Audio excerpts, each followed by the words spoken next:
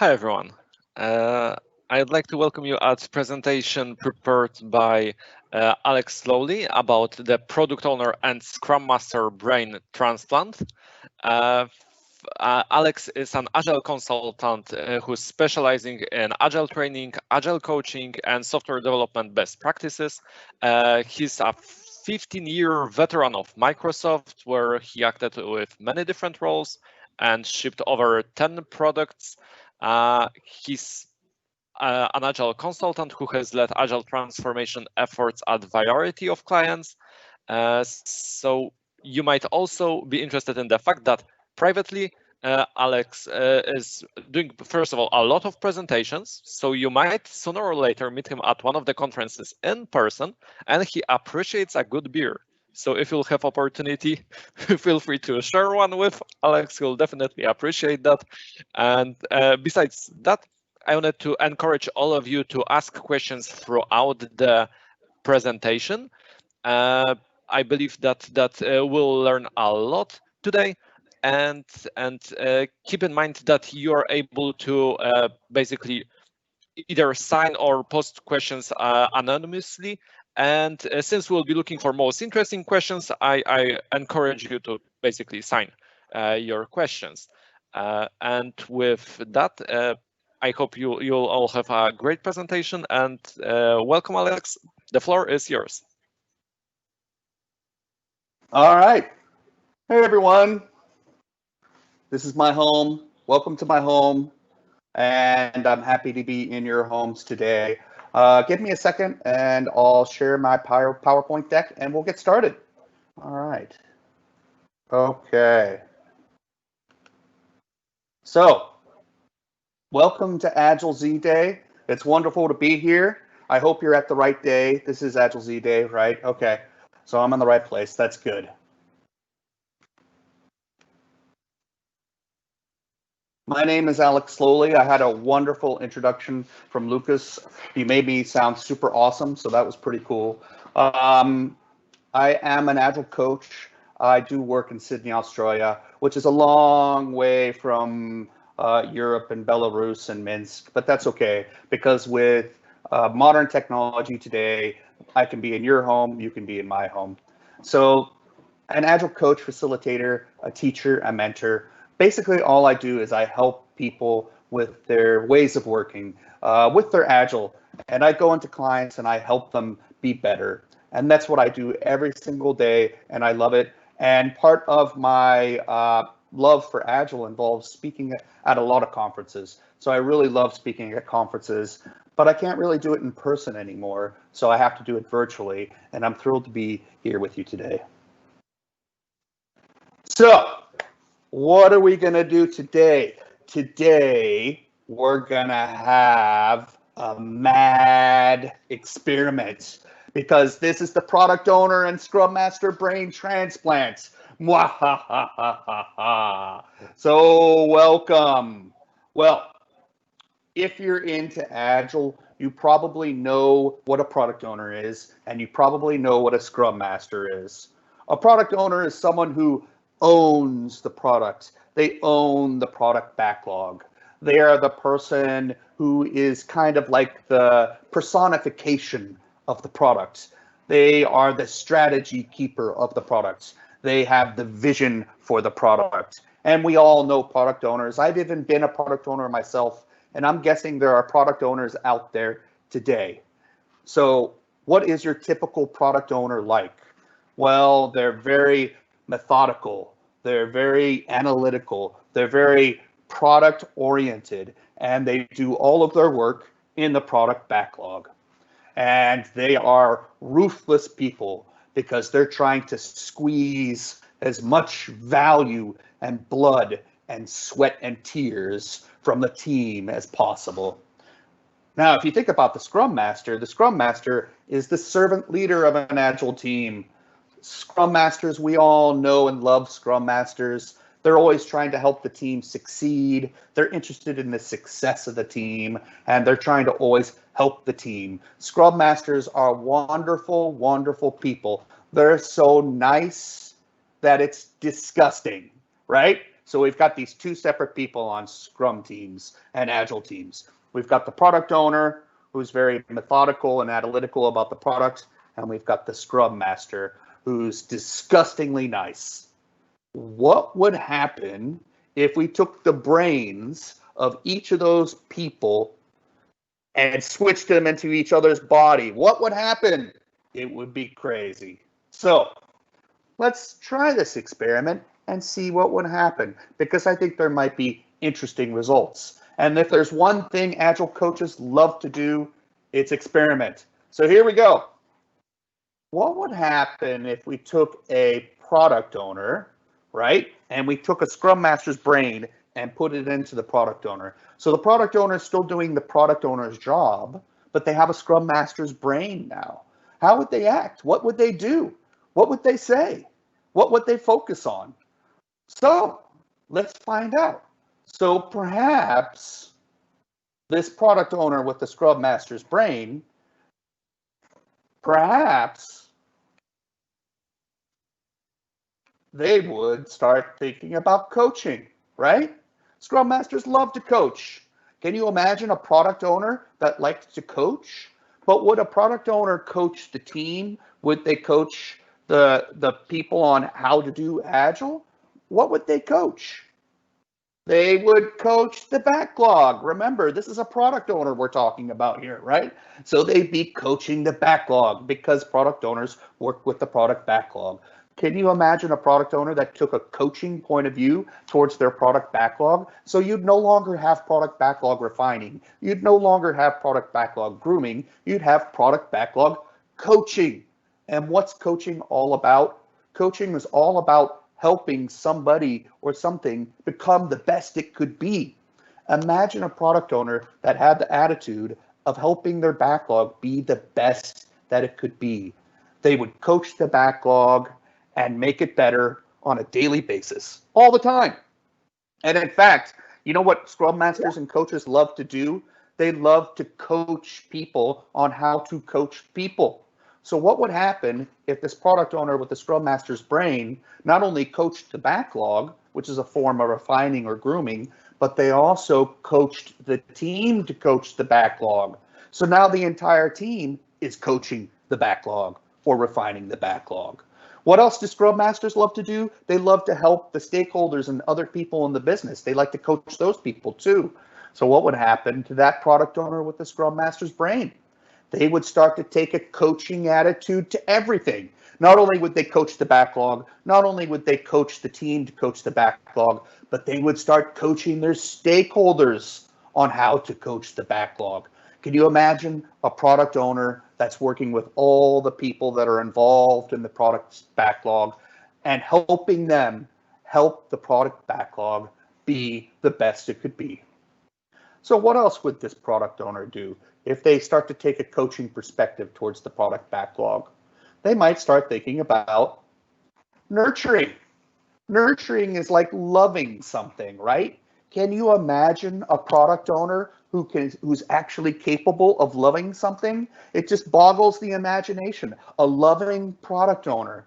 But what would the loving, nurturing product owner love? Well, of course, they love the product backlog, right? That's what product owners do. Can you imagine a product owner that loves their product backlog? And in fact, just like you love a plant in your house and you take care of it, or maybe a pet or a child or somebody you care for, can you imagine a product owner that cares for their product backlog? They would embrace growth, all those strange and wonderful requirements that come into their product backlog. They would embrace them. They'd say, give me more, give me more. And it'd be like new growth, new leaves and new branches growing in their product backlog. And they'd be okay with that. But what they would also do, in order to keep a plant and tree healthy, sometimes you have to prune it. So a good product owner would also be willing to prune their product backlog because you have to maintain it to keep it healthy. And just like you have to water a plant every single day, the product owner would be doing the same thing for their product backlog. They'd come into work, they'd open up their product backlog, and they would sing a little song as they coached it and they embraced growth and prune it, and they would love it and give it love. I've seen so many product owners in the past who hate their product backlog. You talk to a product owner and you mention their product backlog, and they say, ugh, I hate that product backlog, which is a terrible thing. What you want is a product owner with a Scrum Master's brain who loves their product backlog, just like a Scrum Master loves their team. All right, this is a terrible experiment. Can you imagine a product owner that acts like this? It's crazy. So not only is a product owner, nurturing for their product backlog, not only are they coaching the product backlog, but what else would they do? What else do Scrum Masters like to do that a product owner might do? Well, Scrum Masters love to protect their team, right? Scrum Masters like to protect their team from random CEOs and executives and random work being inserted into their sprints. Sometimes Scrum Masters protect the team from the product owner. So what would happen if a product owner protected, that's right, what if they protected their product backlog? What if they took that same protective stance towards their product backlog? How would they protect their product backlog? Well, they would make sure that it's of a high enough quality, right? They would make sure that the work going into the product backlog is usable by the team. So even though the product owner with the Scrum Master's brain is embracing random requirements, they're still pruning it and loving it and maintaining it and coaching it and making sure the work that gets to the team is of a high quality enough to be usable. The product owner would protect the product backlog so that random junk doesn't get into the team's backlog. So this is a big balancing act for the product owner. You know how Scrum Masters are constantly balancing and figuring out things on their team? The product owner would have to do the same thing in their product backlog. How do you embrace growth and at the same time make sure that it's usable? That's what a product owner has to figure out. Now, this product owner with the Scrum Master's brain, they're starting to do crazy things. What else might they start doing?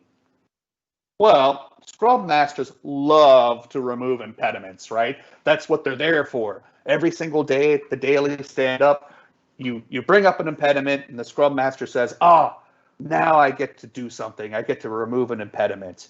What if your product owner with the Scrum Master's brain took the same attitude?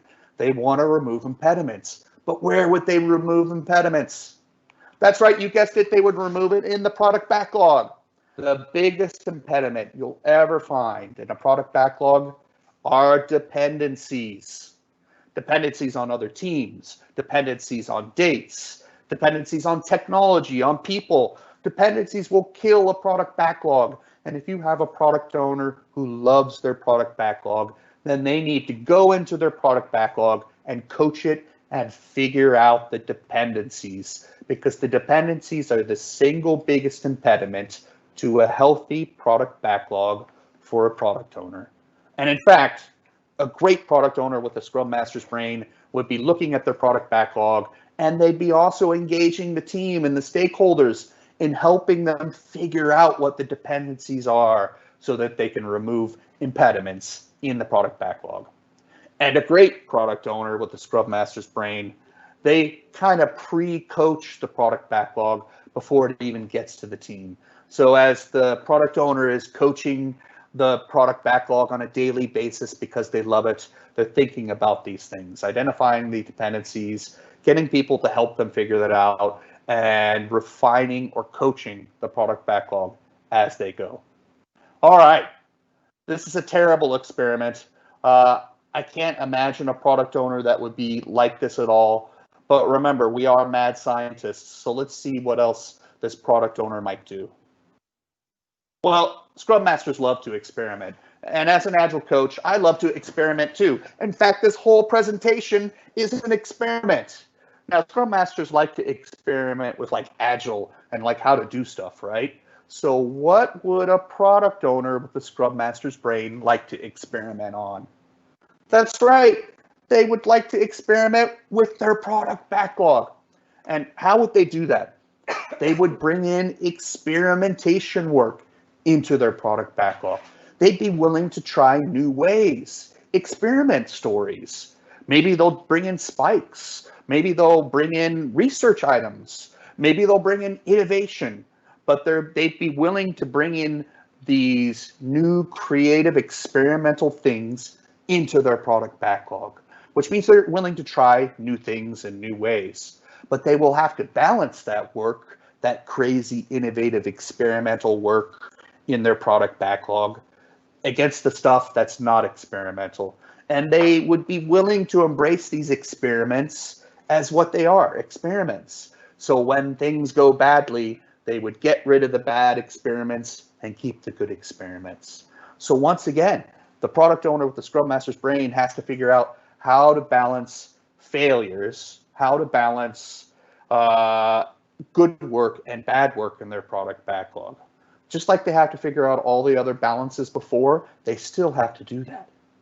Now, what else might this product owner with the Scrum Master's brain do? What else do Scrum Masters like to do? Well, let's find out. Scrum Masters love to resolve conflict, right? What's the favorite meeting of the Scrum Master? Everyone knows the answer. The favorite meeting of the Scrum Master.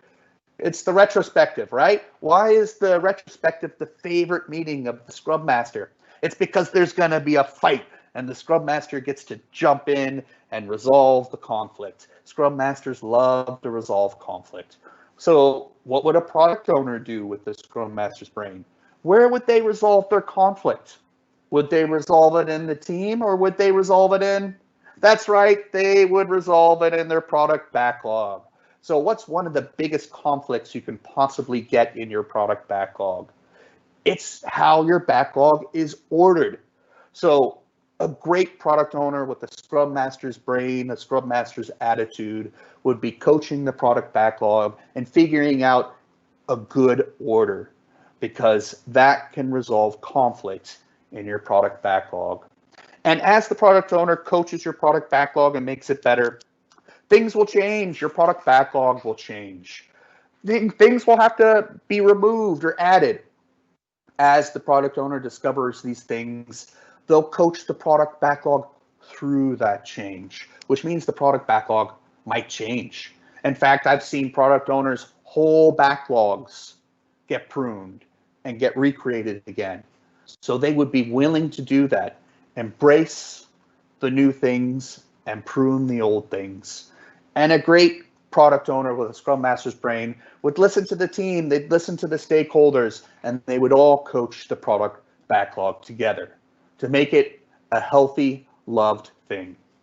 Now, this product owner is very loving. Have you ever known such a wonderful, caring product owner in your life? Yeah, me neither. So, which brings us to the final thing. Scrum Masters love happiness. They love to be happy. They love happy teams. Can you imagine a happy product owner? So what would a happy product owner be happy about? What would they be doing to be so happy? That's right. They would be creating a happy backlog. When you have a great product owner with a Scrum Master's brain, they love and nurture their product backlog, and the product backlog looks happy. I can go into any business in the world, take one look at their product backlog, and tell right away if that product backlog is loved or not, simply by how that product backlog looks. Just how it looks. If it looks happy, then it's probably happy. And then other people who look at that product backlog also are happy. People love awesome backlogs. They look at them and they love them. Happy backlogs cause happiness. Those are backlogs that are loved. And terrible backlogs cause fear and pain and anguish. Oh, there you go. There's the first half of the experiment. We've got a product owner with a Scrum Master's brain, and they applied all of those Scrum Master philosophies and all their values to their product backlog. But our experiment isn't done yet, because we still have the other half of the experiment to do. What would happen if you took a product owner's brain and you put it into a Scrum Master. Remember, Scrum Masters are disgustingly nice, right? Ugh, Scrum Masters, all they care about is keeping the team happy and having fun retrospectives. They're gross, they're disgusting, right? But a PO is all about value and delivery and getting things done.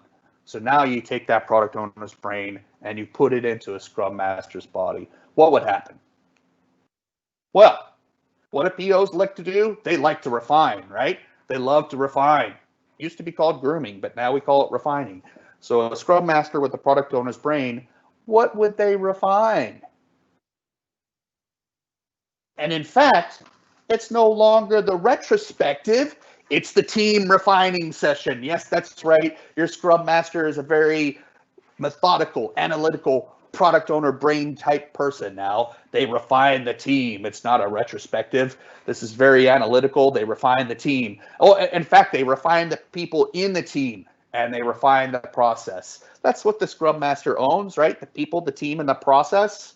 But now they've taken that methodical, analytical point of view that a product owner has with their product backlog, and they've applied it to the team. So, can you imagine a Scrum Master that actually was very organized and thorough and methodical about how they approached helping the team and the people and the process get better? Well, this is a Scrum Master I've never seen before. So what else might they do? Well, product owners love stories, right? They must love stories because product owners are always writing them all the time. So can you imagine a Scrum Master with a product owner's brain who starts to write stories? But what type of stories would they be? They'd be improvement stories. Yes, that's right. Just like the Scrum Master is starting to think about how they can refine the team and the people and the process, a Scrum Master with a product owner's brain would start to think about how they can create stories or product backlog items that target improvements to help people and the team and the process get better. Yes, this Scrum Master would write actual user stories for helping people, team, and the process get better. And they would write them down on sticky notes or in whatever tool they're using, just like a product owner would. Wow. What else would this Scrum Master do with the product owner's brain, right? They're starting to think about refining. They're starting to think about creating stories. Well, they would start to think about value and acceptance criteria. That's what product owners think about every single day, right? They talk about writing stories and what the value of the story is and how to get the most value and how do I know when things are done? Acceptance criteria. So the Scrum Master with the product owner's brain would start to do the exact same thing. They would create acceptance criteria on those improvement stories. All those improvement stories that they're creating for the team and the process and the people, they would create acceptance criteria for them. Otherwise, how do they know when that work's done? And they would also start to assign value to those stories, right? How do you know how to order your improvement backlog as a Scrum Master unless you've figured out the value of the improvement stories? Some of those improvement stories are going to have more value than others, right? I don't know. You have to figure that out, just like all your other work in your product backlog. Now, figuring out value sometimes can be really hard. So just like a product owner uses t-shirt sizes or Moscow to assign a value, a Scrum Master might have to do the exact same thing with their improvement stories. They write the story, they create the acceptance criteria, and they assign a value to it. And it might be Moscow, it might be t-shirts. That's up to them. But remember, they're being very methodical and analytical because this Scrum Master has a product owner's brain. So what else might this Scrum Master do? Well, right? I mean, it makes sense. They got to have a backlog. I mean, right? That's where you maintain all these stories. You have an improvement backlog. But where does this improvement backlog actually exist? Well, all the process stories, all the team level stories, they go into the actual product backlog. All these improvement stories that the Scrum Master with the product owner's brain has created goes into the actual product backlog. Now, all the person improvement stories, they go into a private backlog that the Scrum Master maintains privately.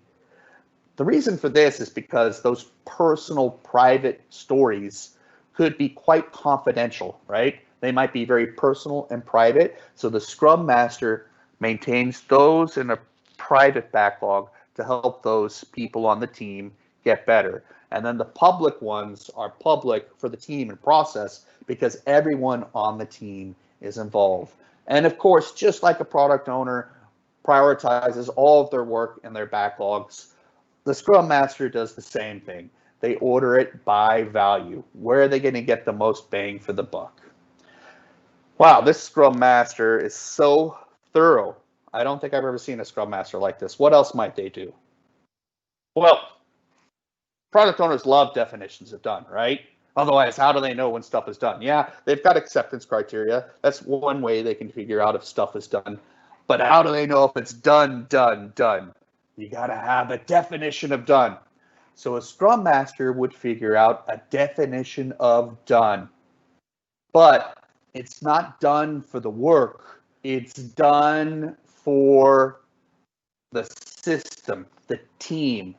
They look at the team, they look at the people, they look at the process, and they assess it. And they say, done is where I help them get up to the next level of maturity. All the things that they're struggling with, I'm going to apply hygiene to that. I'm going to help them get okay at that. But then I'm going to identify all the things that they're awesome at. What does this team do that's awesome? What does this person do that's awesome? What's awesome about this process? And then I'm going to make those awesome things even more awesome. So what this means is that the Scrum Master with the product owner's brain has a definition of done that they apply to the people, the team, and the process that's all about helping them get to the next level past the previous definition of done by amplifying their strengths. If you think about it from a product owner's perspective, think about it from a value perspective. How does a product owner extract the most value they possibly can from their product backlog? That's what a Scrum Master with the product owner's brain is thinking. Wow. So this Scrum Master is very thorough. What else might they do that product owners love because they have a product owner's brain? Yeah, product owners love reviews, right? They love to see stuff working. They love to give feedback. They love to figure out if stuff's done. So that's exactly what a Scrum Master with a product owner's brain would start doing. They'd review stuff. Yes, the actual team improvements, the actual process improvements would be reviewed in your actual review meeting or demo or whatever you call it, your showcase. They would be actually reviewed by the real product owner in that meeting.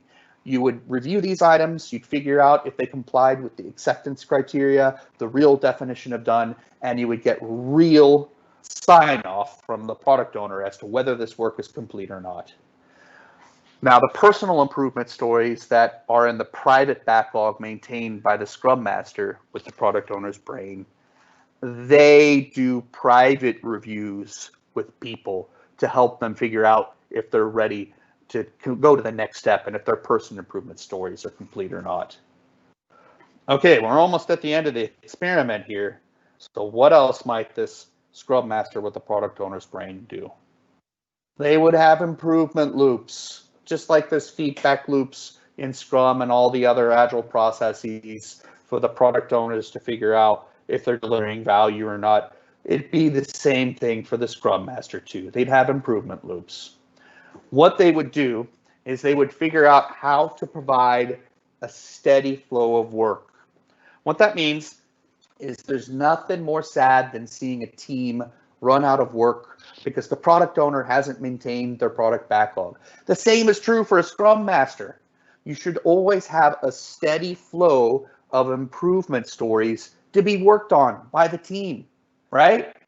A Scrum Master should always have improvement stories flowing through the system And they don't need to be huge improvement stories. Just like your work shouldn't be huge, your improvement stories shouldn't be huge either. They should be in small little chunks that are achievable all the time. And as you refine and as you accomplish those stories, just like your real product backlog, you refine the refinements. So as the improvement stories are getting refined, they might drop off. You might have new ones get added, but they get refined. And just like the product owner has to figure out innovation work balanced against existing feature work, your Scrum Master has to do the same thing. Remember, they have a product owner's brain, but they're allocating velocity for feature work versus improvement work. Yes, that's right. In the product backlog, they have to negotiate with the product owner how much is applied to real work on the team for the product versus real work applied to the improvement items. And for a Scrum Master on their personal person improvement backlog, they have to allocate their own personal velocity. Oh, well, you know, that was an exhausting experiment. I've never seen a product owner or Scrum Master like this before, but I think we might have learned something from this experiment, and that's the whole point of experiments. The point of an experiment is you try something, you see what happens, you observe the results, and maybe you adapt. So here's the conclusion I think we might have reached at the end of this experiment. Is it that the PO can coach their backlog? So maybe they're not really a product owner at all. Maybe they're a backlog master. Or is the learning that a Scrum Master can refine their team? So maybe they're not a Scrum Master. Maybe they're a team owner. Is that really the conclusion of this experiment? That the product owner and the Scrum Master can do each other's job? I don't think that's the conclusion or the answer to the experiment. In fact, I think the product owner and the Scrum Masters have their unique roles for a reason. So I don't think they try to do each other's job. So what is really the lesson of this experiment? I don't think you have to be an evil genius to figure out that everyone on the team should and could learn from each other. The real lesson of this experiment is that our Scrum Master and our product owner learned from each other, and they took each other's attitudes, they took each other's perceptions and experiences, and then they used them for their own benefit. When we talk about T-shaped people on teams and T-shaped teams and T-shaped organizations, right? We talk about people being able to do anything, but it's more than that. It's more than people being able to do technical work. It's more than people being able to do any technical work. When we talk about real T-shaped people and real T-shaped teams, it's about people learning from each other's attitudes and how they do things. That's the real lesson to today. I think this product owner and I think this Scrum Master learned from each other, and maybe it wasn't such a terrible experiment after all. Now, the link to the presentation is in the presentation, so feel free to go check out the presentation later. And finally, thank you, Belarus. You've been great. I love you all. Now, I'm happy to take questions, and the way you do questions is you just put it in chat, and whoever wants to ask me a question, I'm happy to answer them. And we've got our facilitators here to keep us on time. How much time do we have, Lucas? We've got around 15 minutes, and we already have the first comment rather than a question. It's from Thomas, and it says, Alex, it is not a strange idea at all. As a PO, I am trying to be that type of PO all the time, which is sometimes difficult because it's not expected from a PO. All that matters is the product's success, irrespective of roles and responsibilities. Well, I like this product owner. This is a good product owner. This is what I would like all product owners to be like, and that's a wonderful thing. And you know what? I do like to make fun of product owners because it's fun to make fun of product owners. But I will say this for sure. Being a product owner is a tough job. And I think a great product owner is a leader on the team. And a great Scrum Master and great product owner pair, they work together, they learn together, they help each other do exactly like the kind of stuff you're talking about. And that's wonderful. That's great to hear. And one more comment from Thomas. See the product team as a product. Nice shift in perspectives. Yeah, thank you. Can you imagine your product team being a product? With the next participant, we've got another question. How you learned your great soft skills? Well, in general, you learn soft skills by working with people and listening to people and being empathetic with people. Like you, in English, we say walking a mile in their shoes. What it means is like identifying with with people. I think that's a great way to develop your soft skills, your personal skills. The way I've done it personally is I just talk to a lot of people like you. Like if I was in Belarus right now, I would have presented this on a stage, and then afterwards we would have gone to the local pub, the local bar, and you and I would have had a beer together, and we would just chat about it like people, and that's how you develop your soft skills, right? You have a beer together and you talk, and that's pretty much how you do it. Thank you very much, Alex. And also, I'd like to encourage all the participants to keep sending questions. We still got some time if you're curious about some details. Also, keep in mind, I'll send a link for later on, because it might be the case that you won't have the question ready right now, but it will come to your mind later on. So in the chat, I'm putting the link to our presentation. And you can share your feedback there. You can, I believe, put some score for the presentation as well. And you can write some additional questions later on, which Alex hopefully will be able to answer. We'll have time to answer after the presentation as well. And I can see that we've got more questions at the moment. How to survive for a Scrum Master in a pseudo-agile environment? Yeah, so an environment where it's supposed to be agile, or it's said it's agile, but it's not really agile. How to survive as a Scrum Master who aspires to be agile? Well, I think one of the frustrating things for Scrum Masters in those situations is that you want to accomplish stuff, but it's hard to accomplish stuff.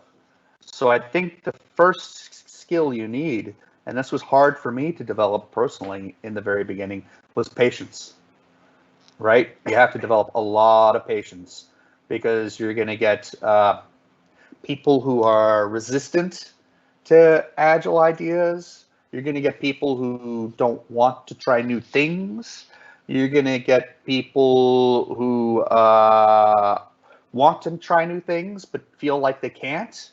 So I think a lot of patience is required.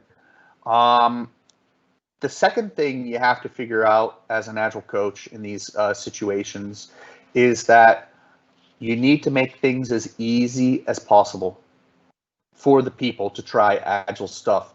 All these mad agile experiments I was talking about, they're very over the top, right? They're crazy experiments because I'm trying to be dramatic in my presentation. But in real life, when I'm helping an org and a team be agile, what I try to do is I give them easy things to do, easy things that have a lot of value, so that there's no resistance and they're willing to do it. And that's how you succeed in these pseudo-agile environments, is you make things easy and you be patient. And those are the two big things. Thank you very much. What are the questions? Alex, another question. What about to change brains of all other team?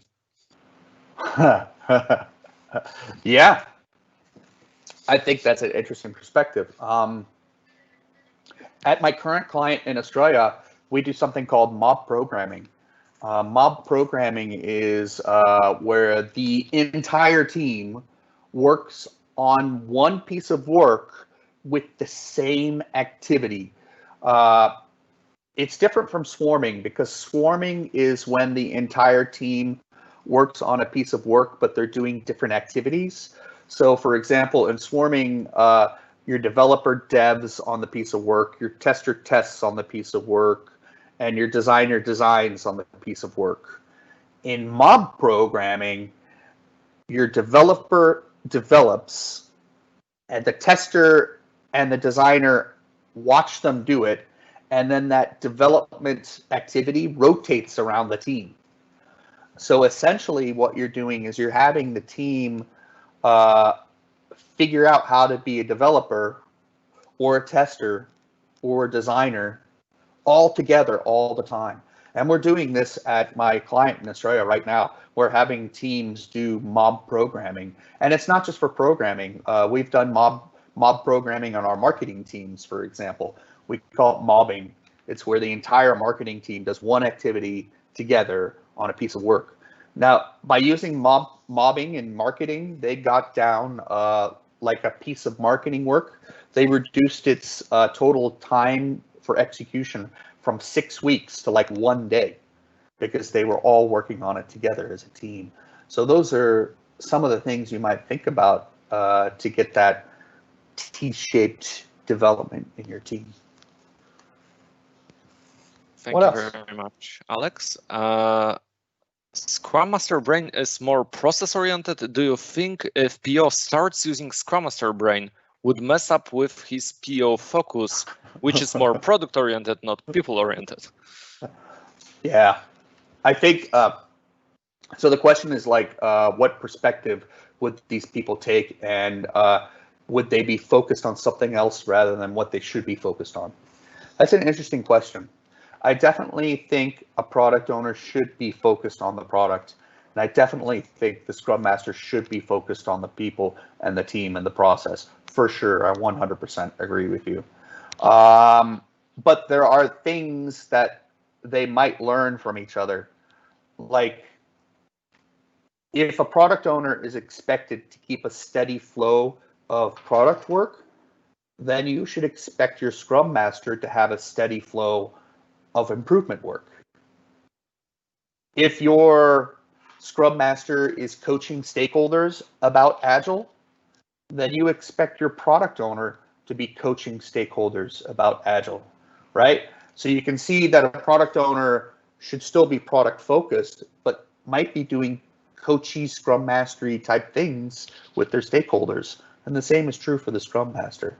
So of course they have to figure out their balance, and they have to figure out how much time they allocate to those activities, but they should still be thinking about that stuff. Thank you. A great Scrum Master wants to shift his career, switch. He can be a good product owner and vice versa. Yeah. I would encourage you, if you're going to spend the rest of your life in Agile, I mean, I'm pretty much, my life's almost over, so I'm spending my entire life in Agile, right? But if you're going to commit yourself 100% to an Agile career, and you're going to be a leader in the Agile community and the Agile industry, then you for sure should be a product owner at some point, or you should be a Scrum Master at some point. I would argue that every single person who calls themselves an Agile coach should have been an actual product owner or an actual Scrum Master at some point, just so they can see what it's like and do it and understand their challenges and understand their triumphs and what's good and what's bad.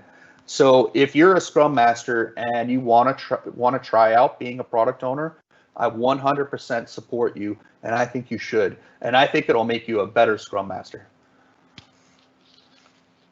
Thank you very much. And do the Scrum definition of the Scrum Master and PO roles lead to behaviors in those roles? Is that always desired? Yeah, for sure. The Scrum Guide kind of says some very brief stuff about product owners and Scrum Masters. Um, it says some like philosophical stuff, like here's what they value, and it also says here's like what their responsibilities are.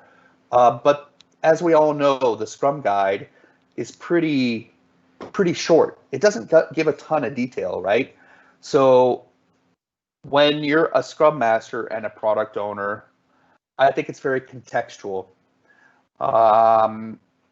If you, for example, are on if you're a Scrum Master, a very experienced Scrum Master on a team, and you have a brand new product owner, you might actually find yourself doing some of those product owner activities that you wouldn't normally do because you're helping out the product owner, right? Because they're young and inexperienced, perhaps. Now, of course, you'd be coaching them so that they're able to like do it all themselves. But the same would be true. I've had teams for the other side. I've had teams with very experienced product owners and very young Scrum Masters where the product owner had to coach the Scrum Master. But ultimately, what you're trying to achieve is that balance like you're talking about. So even though you might do some of the work and coach each other, the ultimate goal is to have kind of independent people that depend on each other. I hope that helps answer your question. Thank you very much. And will there be any potential conflict, interest conflict, or role and responsibility conflict if PO and Scrum Master work as you introduced here? Yeah, for sure. I think it would happen. If you went onto eBay and bought a brain transplant kit and then actually did this with your team, it might not turn out great. I would not expect your real Scrum Master or product owner to do what my experiment suggests. And in fact, these are common anti-patterns. The most common bad anti-pattern you see on teams with respect to roles is when you have a person who's both Scrum Master and both product owner, like they're serving both roles. The other anti-pattern is when you have a very strong product owner or very strong Scrum Master take over the other role's job. So in my experience, that can be quite bad. But what it usually comes down to is the fact that they think they're doing the right thing. They have good intentions, but they're not actually ending up doing the right thing. So the first thing you need to be aware of is awareness. Which means what role am I playing now? Am I doing what my role should do? So that's the first thing, is awareness. And then the second thing is being able to change hats or change your role. So if you're a PO coaching your Scrum Master, you need to consciously be aware of when you're coaching your Scrum Master and when you're not. And you need to have a plan. Like, eventually I want this person to be able to be independent and stand on their own 2 feet. So if there's one thing I hope you go away from this talk with, it's the fact that perhaps you're more aware of what these people should and shouldn't do now. And I think that would be a good thing. As long if we can all get more awareness, that's good. Thank you very much. And where you'll fit business analyst in Agile world, as there is no role defined as BA in Scrum team, but we still need them. Yeah, so what the concept is where do certain roles go on a Scrum team, right? Because a Scrum team only has 3 roles according to the Scrum Guide. It's got a developer, it's got a Scrum Master, and a product owner. So where does the BA go? Where's the designer go? Where's the tester go? Et cetera, et cetera, et cetera. Well, I think the easiest way to think of it is, according to the Scrum Guide, a developer is just anybody on the team who does work. I think is the best way to think about it. You can have marketing Scrum teams, for example, And marketing people, they might be copywriters or visual designers or whatever they are.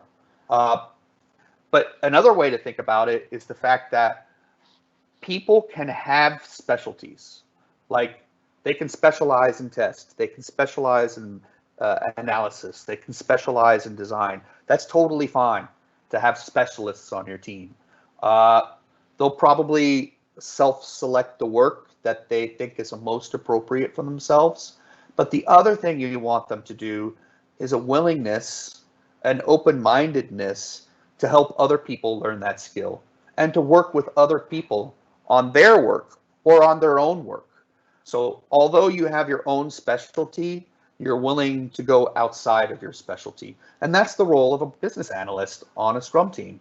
They have a specialty, but they're willing to go outside and bring other people in. And that's the role of the designer, the developer, the tester, the BA, anybody on a Scrum team.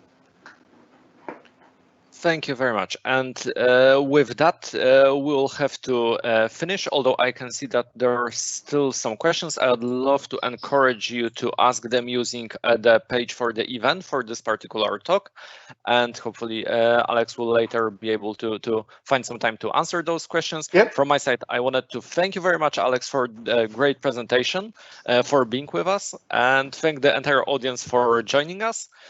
It's been a pleasure, and I would like to invite all of you for the next talks that we have in the agenda, with the next one starting in just 8 minutes. All right.